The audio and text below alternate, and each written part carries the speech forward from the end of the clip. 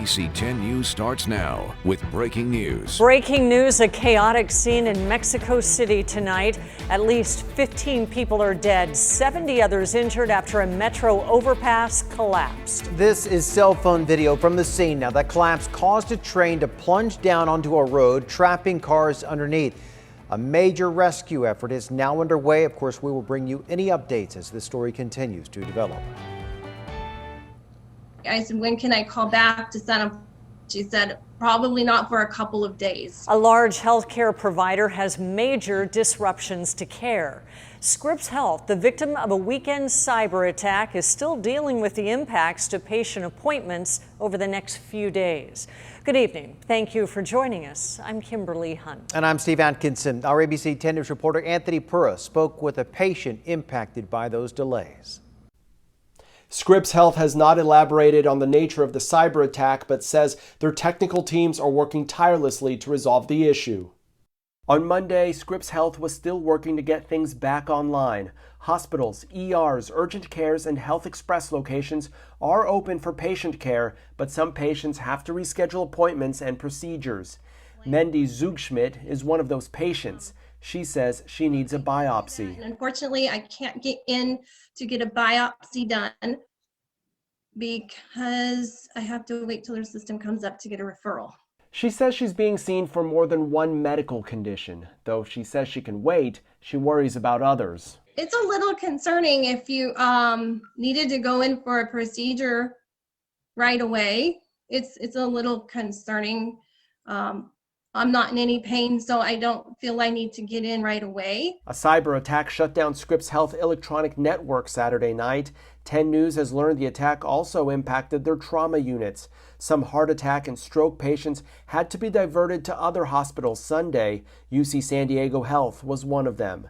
Scripps has not said how the attack happened. Cybersecurity expert Ted Harrington says it could have happened in a variety of ways. These types of attacks, it could be as simple as someone clicked a link or opened an attachment or plugged in a thumb drive that they shouldn't have, or it could be very, very sophisticated. Anyone that tried to log on to the Scripps portal Monday got this message. Mendy says someone from Scripps called her, informing her about the issue with the hospital systems. I said, when can I call back to set up? She said, probably not for a couple of days. I just think Scripps is a really good hospital, and I feel horrible if they're getting hacked by somebody. Anthony Pura, ABC 10 News. Also tonight, heroes are emerging one day after that boat with more than 30 people on board crashed into San Diego's coastline and capsized as rocks just ripped it apart. At least 3 people died in yesterday morning's accident. Our ABC 10 News reporter Leah Pizzetti introduces us to the first responders who helped save some of the people from that wreckage. This rocky beach below me is where that boat hit, and it's also where the Coast Guard spent the whole night searching for any survivors. It's also where people were down enjoying their Sunday. They jumped in to help as first responders rushed to the scene. Nothing too out of the ordinary of responses that we do go to down there. Lifeguard Bruce Jamison says they first got a call about one person stuck on a boat off of Point Loma. So when he arrived with just 2 others, they couldn't believe what they were seeing. It was kind of like disbelief and shock, just because the initial report wasn't anything of the actual scene. A boat carrying 32 people trying to get into the country crashed up onto the rocky shore and was quickly destroyed, leaving 3 dead. You had people with minor injuries all the way to non-breathing, performing rescue breaths on people. He says their training instantly kicked in and they got to work, helping the survivors however they could. We train so much that we want to get on scene and it's just automatic. It's not even something worth really thinking about, that it's just kind of second nature to us. Now, some wreckage still remains. Jamison says he won't forget this day and also wants to thank the strangers who just happened to be on the beach and quickly jumped in to help before first responders arrived. Definitely give thanks for a lot of the bystanders that were there, putting just people in that situation and for them to respond the way they did. I think that's the other positive side of that call. Unity that may have saved lives. The Mexican consulate says a majority of those survivors are from Mexico, ranging in age from 18 to 40. Border Patrol officials say they likely will be processed and removed from the country. We're waiting to hear back on any potential charges for the operator of that boat. Leah Pizzetti, ABC 10 News. As Leah mentioned, the boat was being used to smuggle people into the U.S. Our team coverage continues with ABC 10 News reporter Adam Rakusin. He takes a look at the dangers people face crossing the border and why some believe better immigration policy could help save lives. A boat crashed, people swimming for their lives, not everyone making it to shore. In recent months, the number of migrants that have died trying to get to the United States continues to add up in scenes like this. In March, 13 people were killed when an SUV carrying nearly double that was broadsided by a big rig in Imperial County. Officials say the victims were migrants being smuggled across the border and that the SUV had been stripped of nearly all of its seats. A week before that, border agents say a driver collided with a Border Patrol vehicle during a human smuggling attempt in Jamul. And in 2019, 2 people died after a car and semi-truck collided during a Border Patrol pursuit in Otay Mesa. Any sort of way of coming into the U.S. right now is absolutely dangerous. And then that's why we're pushing as much as possible for the U.S. government to do what it can to mitigate those dangers. Pedro Rios is the head of the American Friends Service Committee.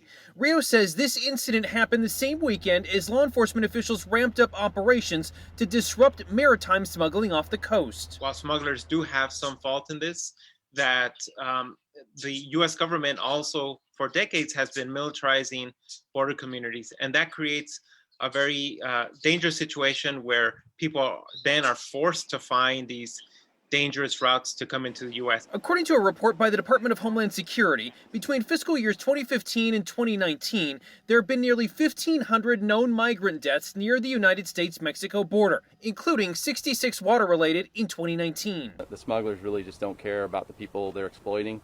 All they care about is lining their own pocket for profit. According to the Border Patrol, the agency documented a record 309 maritime smuggling events during fiscal year 2020. Adam Rakusin, ABC 10 News. Officials with the Department of Homeland Security did not immediately respond to our request for a comment about policy and enforcement tactics. We'll let you know when they do.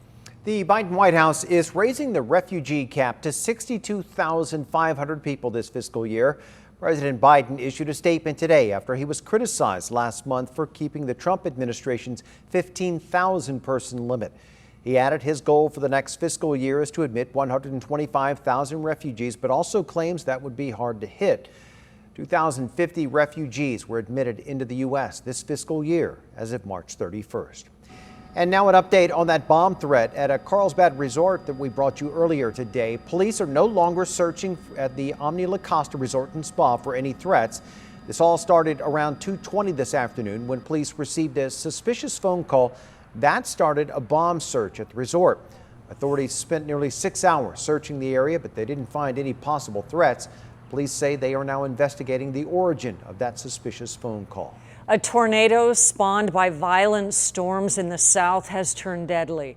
The National Weather Service says an EF1 tornado ripped through the Atlanta area today with winds up to 90 miles per hour. Those high winds uprooted a tree that crushed an SUV, killing one person inside.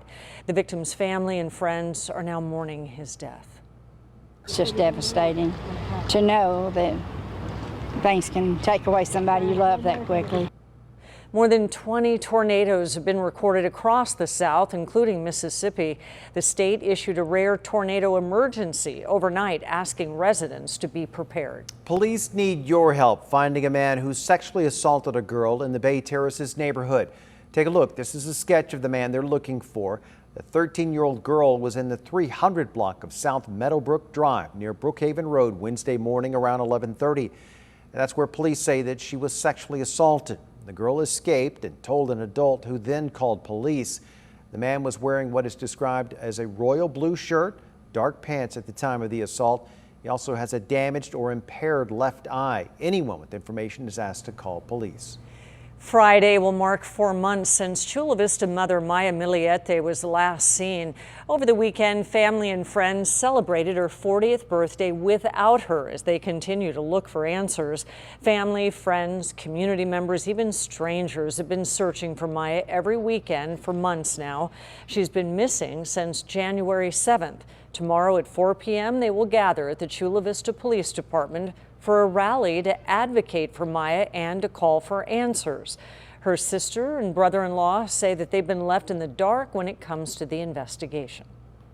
We've been patient and patiently waiting for answers, but 4 months is way too long for our family to be on the same hole since day one. So that's what we're just asking them to please give us an answer as soon as possible. The Chula Vista Police Department has said it will be giving updates every 2 weeks. Turning now to coronavirus in San Diego County, there were 172 new cases reported today, more than 276,000 since the pandemic started. There were no additional COVID-related deaths reported today. That is normal for a Monday.